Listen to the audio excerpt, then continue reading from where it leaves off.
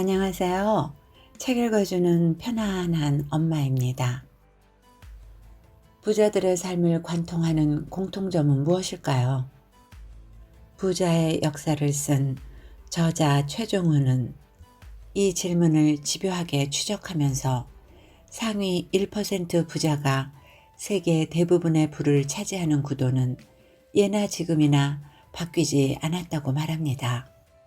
저자는 강원도 강릉에서 태어나 어려서부터 세계적인 기업들의 부침과 명멸, 부자들의 탄생과 몰락에 관심이 많았습니다.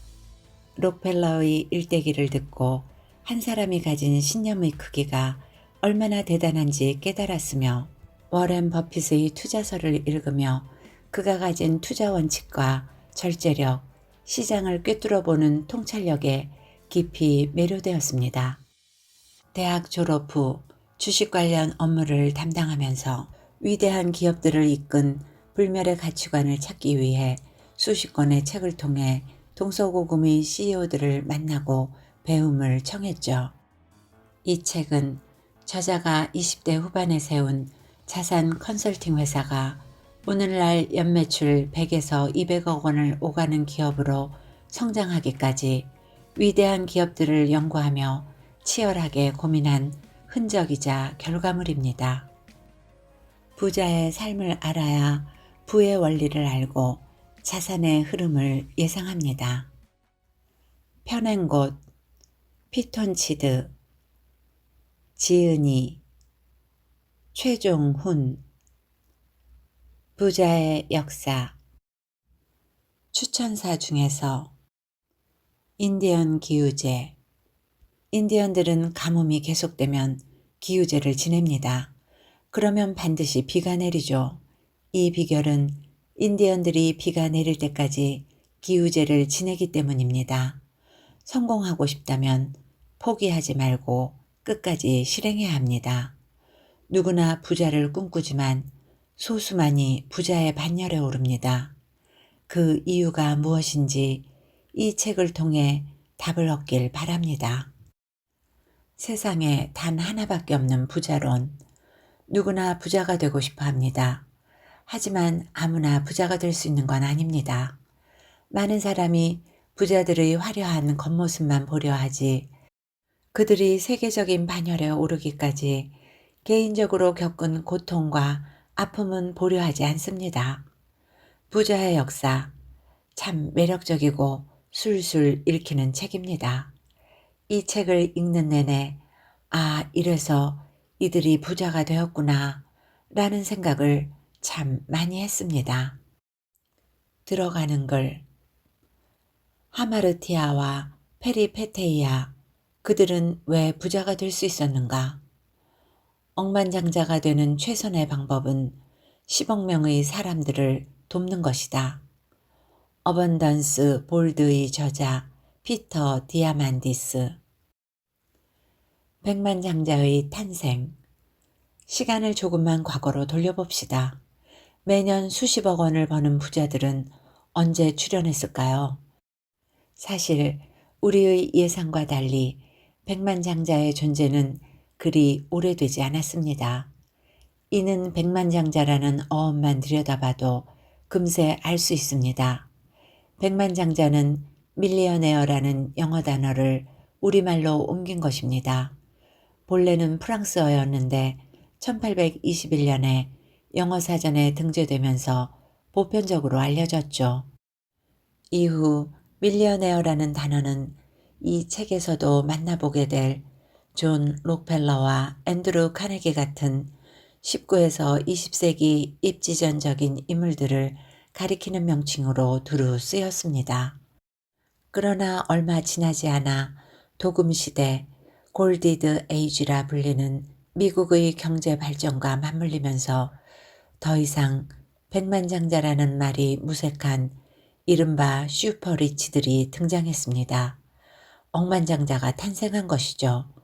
억만장자를 뜻하는 빌리어네어는 밀리어네어의 대응어로 1844년부터 사용되기 시작했으며 1902년에 영어 사전에 등재될 정도로 거부를 가리키는 흔한 명칭이 되었습니다.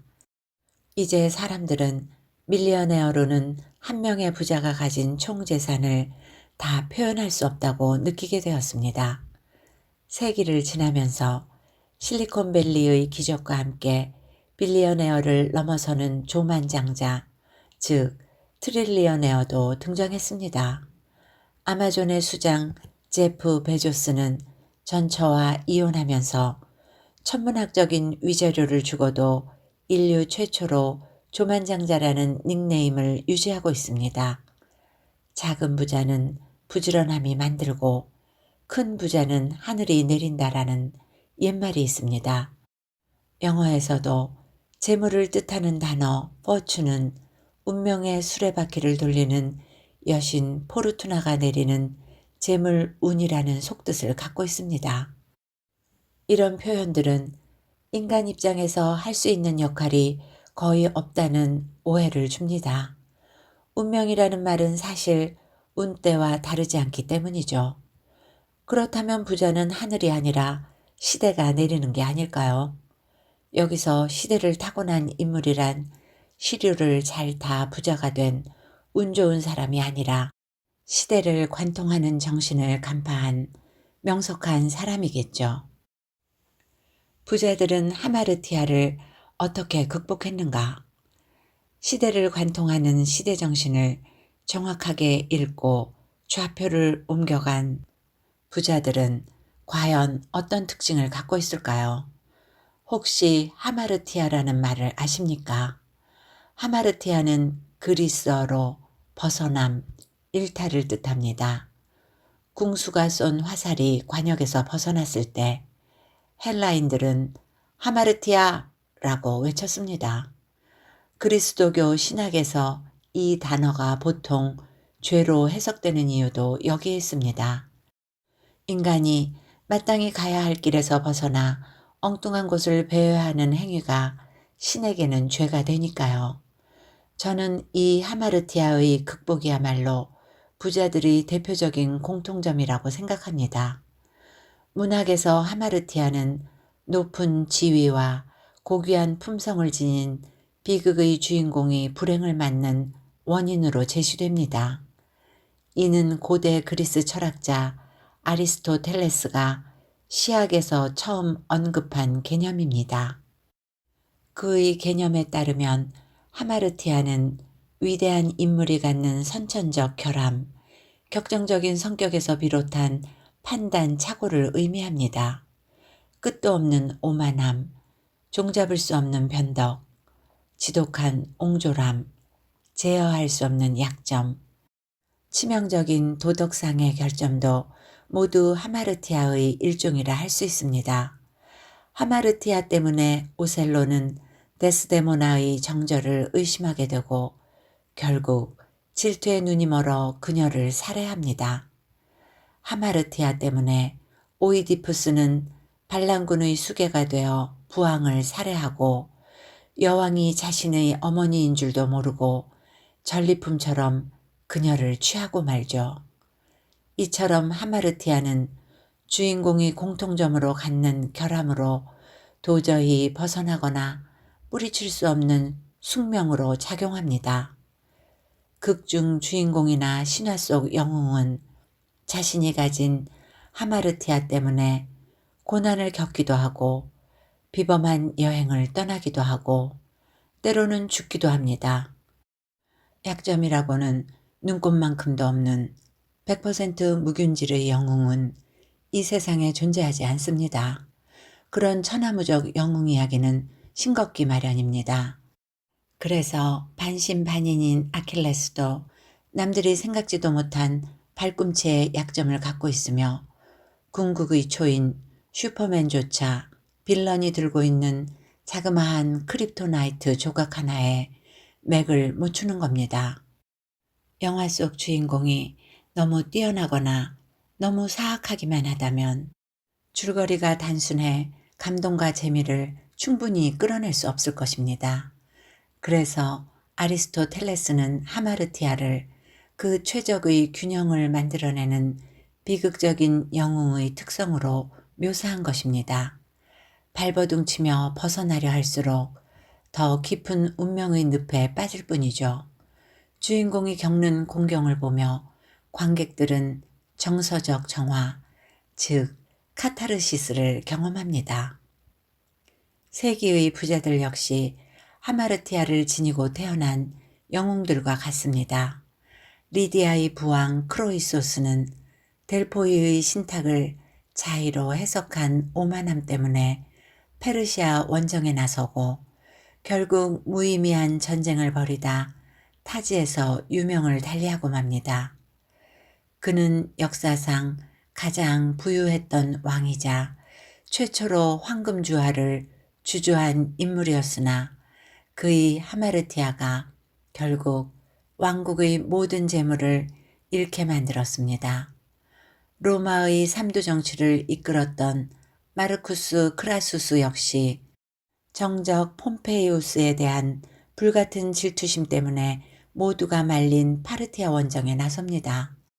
세상 모든 부귀영화를 다 가진 그였지만 전승식에서 화려하게 행진하고 싶었던 인간적인 욕심은 하마르티아가 되어 일개 병졸의 칼날에 목이 베이는 지옥 속에 눈을 감고 말죠. 전 세계 스마트 기기 혁명을 진두지휘했던 스티브 잡스 역시 고아라는 현실에서 자라난 괴랄한 성격과 종잡을 수 없는 기질 때문에 자신이 일으킨 회사 애플에서 쫓겨나는 수모를 당했습니다. 하마르티아는 페리페테이아를 낳고 두 번째로 부자들은 페리페테이아를 공통적으로 갖고 있습니다. 저는 하마르티아 외에도 부자들이 페리페테이아를 활용한 비범한 인물이라고 생각합니다. 페리페테이아는 그리스어로 불행이 행운을 낳고 행운이 다시 불운을 낳는 이른바 운의 역전을 일컫습니다. 페리페테이아는 주인공이 갖는 하마르티아 때문에 자신의 운명이 드라마틱하게 뒤바뀌는 역사의 간계를 경험합니다. 쉽게 말해 이야기의 반전을 뜻하죠. 페리페테이아는 자신의 결함과 부족, 결핍을 잘만 이용하면 얼마든지 인생 역전을 이룰 수 있다는 교훈을 우리에게 전달해 줍니다. 대표적인 페리페테이아의 사례는 회남자에 등장하는 고사 세옹지마입니다. 변방에 사는 한 노인에게 말이 한 마리 있었는데 어느 날 마구간을 탈출하여 도망가 버렸습니다. 동네 사람들은 졸지에 말을 잃은 노인을 위로했습니다. 그런데 그것도 잠시. 도망갔던 말이 친구들을 데리고 돌아와 하루아침에 노인의 마구간이 말들로 가득 차게 되었습니다. 한마디로 전화위복이 된 것이죠. 동네 사람들은 노인의 행운을 부러워했습니다. 그러던 어느 날 그 말 가운데 하나를 타고 놀던 노인의 아들이 그만 떨어져 다리를 저는 불구자가 되고 말았습니다. 동네 사람들은 운이 화를 불렀다고 혀를 찼습니다. 그런데 극적 반전이 노인을 기다리고 있었습니다. 그해 오랑캐가 침입하여 전쟁이 나면서 노소를 불문하고 대부분의 남자가 징집되어 전쟁터로 끌려갔지만 불구자가 된 아들은 다행히 제외된 것이죠. 부자들은 자신의 화를 복으로 바꾸는 페리페테이아를 지렛대처럼 이용할 줄 아는 이들이었습니다. 앞서 언급한 잡스는 이 사진에 의해 애플에서 비참하게 쫓겨나는 수모를 당했지만 도리어 그 불행이 그로 하여금 픽사라는 새로운 사업 영역에 도전할 수 있는 기회를 주었고 결국 그 페리페테이아를 잘 활용한 잡스는 아무 힘도 들이지 않고 침몰 직전에 있던 애플에 다시금 무혈 입성할 수 있었습니다. 영국과 프랑스에 상당한 투자금이 물려있던 나탄 마일드 로스차일드는 양국의 전쟁으로 도산 직전까지 몰렸지만 웰링턴 장군이 워털루 전투에서 나폴레옹을 무찔렀다는 뉴스를 가장 먼저 듣고 시장에 쏟아져 나온 영국 국채를 헐값에 사들이는 반전을 이끌어냈습니다. 그때 벌어들인 재산은 로스차일드 가문이 명실상부 세기의 백만장자 가문으로 우뚝 서는데 필요한 종잣돈이 되었습니다. 멘토와 빌런의 등장. 하마르티아를 페리페테이아로 전환하기 위해서는 주인공이 가진 힘과 재능만으로는 어렵습니다. 사고의 지평을 넓혀주는 인생의 멘토, 자신의 한계를 극복하도록 도와주는 파트너, 난관과 모험을 함께 헤쳐나갈 동료가 필요합니다. 신화학자 조셉 캠벨은 천의 얼굴을 가진 영웅이라는 책에서 신화 속의 영웅들의 공통점을 이렇게 정리했습니다. 첫 번째, 영웅이 뜬금없이 미지의 세계로 모험을 떠납니다. 이 모험은 부름, 즉 소명에 가깝습니다. 두 번째, 영웅은 모험 중에 여러 난관을 만납니다. 세 번째, 그때마다 영웅은 멘토의 도움과 지략으로 여러 번 죽음의 문턱을 넘으며 초자연적인 세계로 인도됩니다. 그중 몇몇 영웅은 죽음을 맞이하기도 합니다. 하지만 불사의 약을 통해 곧 부활을 경험하죠. 네 번째, 결국 여정을 마치고 돌아온 영웅은 깨달음, 신성한 능력, 마법을 통해 세상을 통치합니다. 오늘날 부자를 과거 그리스 비극이나 신화, 민담에 등장하는 영웅이라고 본다면 부자야말로 자신의 운명적 하마르티아를 극복할 멘토가 절실합니다. 캠벨이 말했듯 부자 역시 영웅처럼 새로운 영역으로 모험을 떠나고 생사의 기로에서 도움을 주는 친구, 귀인을 만나며 여정에서 얻은 깨달음을 갖고 되돌아와야 합니다. 워렌 버핏 옆에는 투자의 절대 원칙을 가르쳐준 벤저민 그레이엄이, 잡스 옆에는 컴퓨터 도사 스티브 워즈니악이, 마크 저커버스 옆에는 같은 유대인 출신 에두아르도 세브린이 있었습니다. 검약과 절제의 화신 록펠러도 초창기 때 모리스 클라크라는 동료가 있었기 때문에 사업을 일으킬 수 있었고, 바늘로 찔러도 피 한 방울 나올 것 같지 않던 강철왕 카네기도 곁에 헨리 프릭이라는 대리인이 있었기 때문에 그토록 욕을 먹으면서도 자신의 회사를 굳건히 끌고 갈 수 있었죠. 세상이 1등만을 기억하는 게 당연하지만 부자의 역사를 배우는 사람이라면 1등 뒤에는 조언자나 조력자, 파트너, 숨은 동료가 있었다는 사실을 잊지 말아야 합니다. 동시에 영웅들에게는 빌런, 악당도 있어야 합니다. 어벤져스에게 타노스가 있듯 부자들에게도 적수와 라이벌, 악당, 반대자가 존재합니다. 빌런은 영웅의 모험을 끌어가는 이야기의 한 축이 되는 동시에 영웅의 성장과 완성에 디딤대가 되어줍니다. 백만장자들에게는 멘토의 역할만큼이나 라이벌의 역할도 중요합니다. 크라수스에게는 폼페이우스가 있었고 메디치 가문에게는 알비치 가문이 있었습니다. 빌 게이츠에게는 잡스가 있었고 저커버그에게는 웡클보스 형제가 있었죠. 라이벌들은 부자들에게 자신의 잠재성을 최고로 끌어올릴 수 있는 기회를 주고, 반대자들과 엎치락뒤치락하며 얻은 경험들은 부자들이 더 많은 재산을 벌어들이는데 절대적으로 필요한 지식을 제공해 줍니다. 부자에게 필요한 5가지 덕목. 플라톤은 국가에서 지도자가 가져야 할 4가지 덕목으로 신중과 용기, 절제, 정의를 꼽았습니다. 이는 이후 지도자와 정치가 리더들이 마땅히 따라야 할 규범이 되었죠. 이와 마찬가지로 백만장자들에게서도 공통적으로 발견되는 덕목들이 있습니다. 저는 이 덕목을 5가지, 즉 독창성, 진실성, 성실성, 계획성, 개방성으로 정하고 스파이더 차트를 그려 각 부자가 가진 덕목들을 한눈에 보기 좋게 조망했습니다. 기존의 부자학이 부자가 지닌 하나의 특성이나 덕목에 집중하여 이를 부각시키는 서술 방식을 따랐다면 저는 모든 부자들이 연속적인 시대의 흐름에 따라 잃지 않고 보유하는 불변의 가치관이 있다고 믿었습니다. 물론 그 가치관 역시 여러 가지 형태로 표출될 수 있겠지만 하워드 가드너가 말한 다중지능에 대한 원리를 믿는다면 부자도 다면적 덕목이 존재할 것이라는 추론에 도달한 것입니다.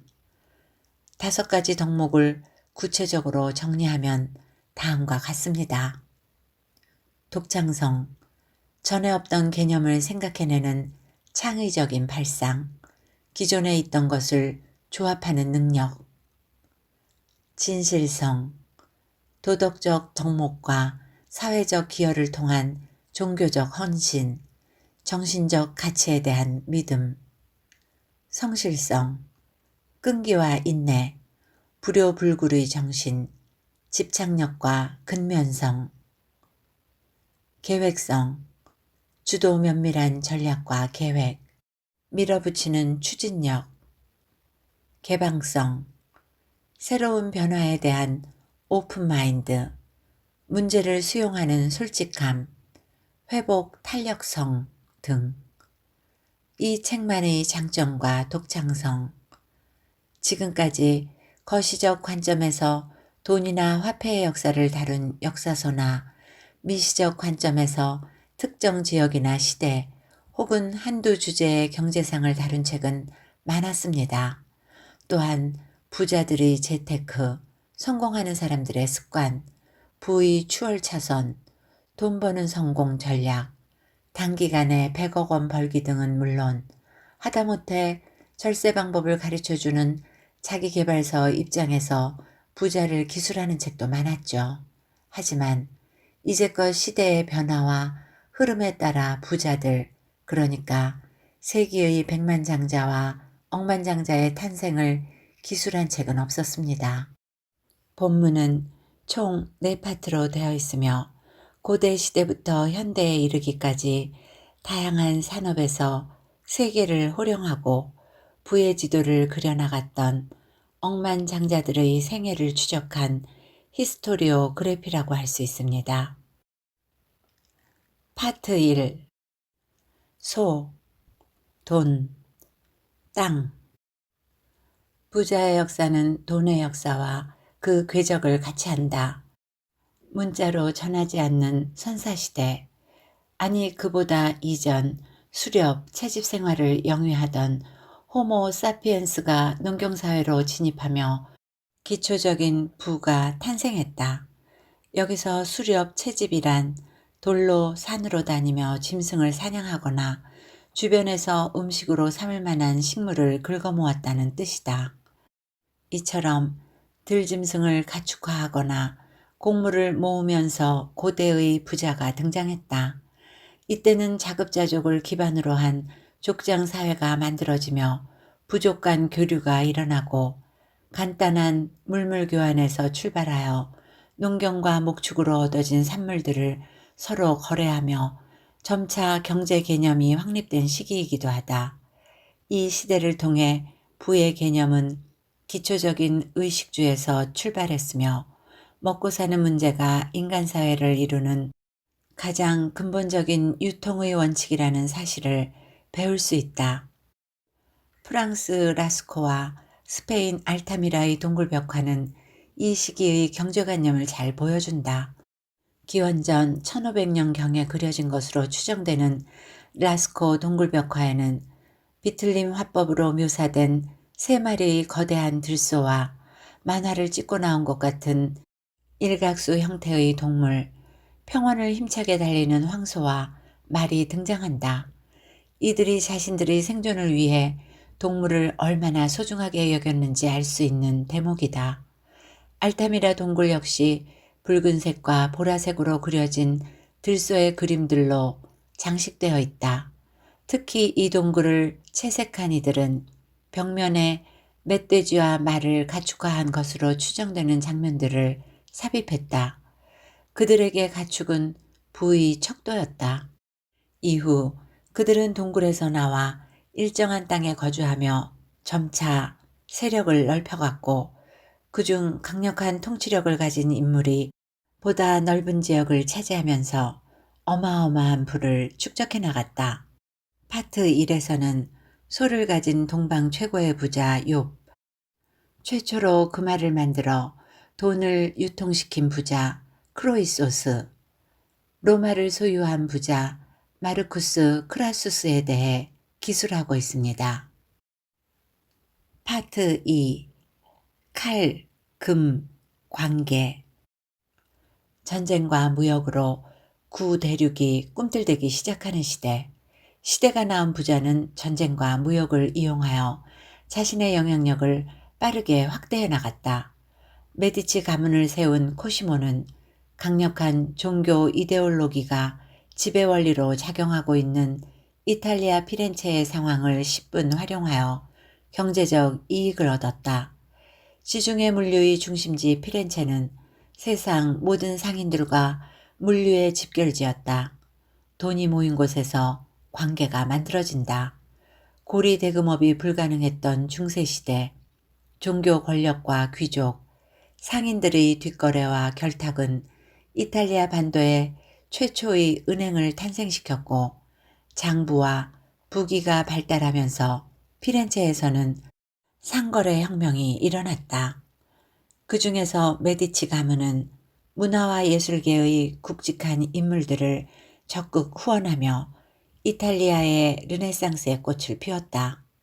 하지만 이 시대는 전쟁을 통해 땅을 확보한 정복자 윌리엄 1세와 1차 원료인 금과 광물을 통해 엄청난 재산을 일군 만사무사 같은 부자들이 주류를 이루던 때였다. 여전히 전쟁은 재산 증식의 중요한 수단이었다. 부자의 역사는 침략과 강탈의 역사와 겹쳐진다.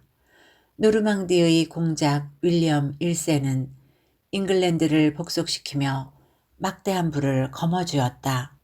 말리 왕국의 만사무사 역시 주변 영토를 넓히며 태평성대를 이루었다. 특히 말리 왕국은 금이 풍부하게 매장되어 있어 유럽 내 대부분의 금 수요를 충족시켰고, 9대 왕이었던 만사무사는 전 세계 금값을 쥐락펴락했다. 그가 재건한 황금의 도시 팀북두는 오랫동안 유럽인들의 무의식 속에 꿈의 엘도라도로 자리 잡았다.